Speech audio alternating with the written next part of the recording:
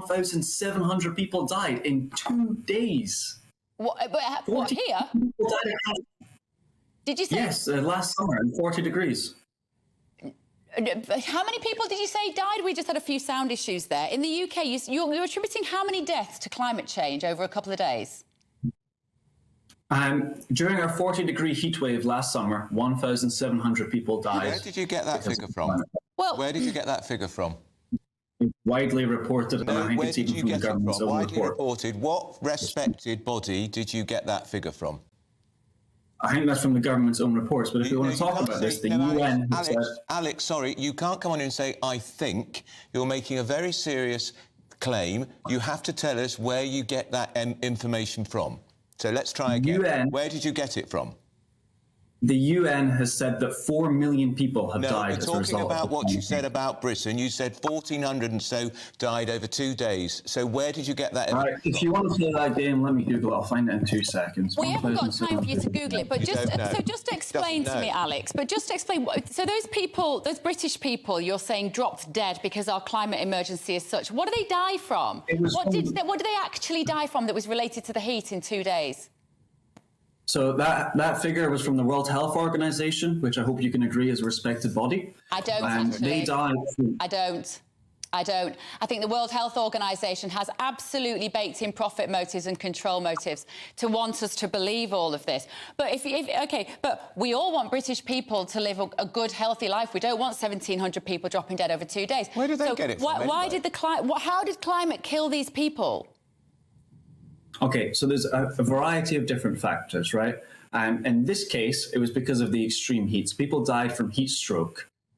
When the temperature gets hot enough, for example, when it gets so hot that the sweat no longer cools you down, you literally boil in your own sweat. I know that sounds like complete exaggeration. It does, actually. When it gets... I'm afraid it does sound like exaggeration. I've never heard of anybody boiling exaggeration to say that people die in fires. I've never heard of anybody boiling in their own sweat. What, boiling to death? If there's a wildfire, people die from it. If there's a flood, people die from it. If there's a hurricane, people die. How long do you have to boil for before you die? This shouldn't be so funny. Listen, what we're finding... People are dying and you're literally laughing. No, well, because you're making silly claims. Boiling to death. Listen, claims to say that the climate crisis causes wildfires. If there are elderly people who might be vulnerable in the very, very hot weather, and I agree with you on that, then those care homes, the hospitals might be looking after those people, have a responsibility to keep those people cool and to provide air conditioning. Do you think you boil to death as long as you boil an egg? But I'm sorry, listen, Alex. I think I think you need to, if you don't mind me saying, Alex, I think you need to grow up a bit, actually, because this is ridiculous. Oh, really? Alex, okay, well, I appreciate your opinion, but literally 10 million people could not leave their home in New York for several days. And now people are boiling to death in their sweat. They're boiling to death. Perhaps they should put more deodorant on. Alex, I can't. I'm sorry. I'm trying to have a grown-up conversation with you. The impact of Just Stop Oil protests is that you are alienating. This is the thing. We find you kind of hilarious. When a man goes onto the court at Wimbledon and throws a jigsaw around, it doesn't make us buy into your...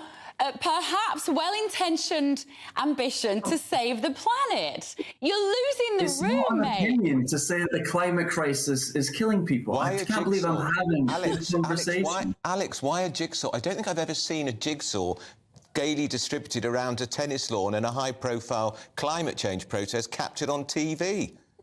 What a waste of a jigsaw. It was a waste of a jigsaw.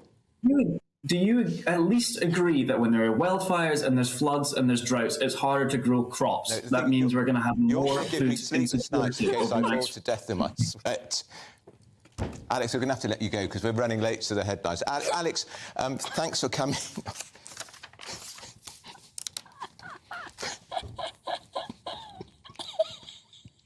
We've got to go to the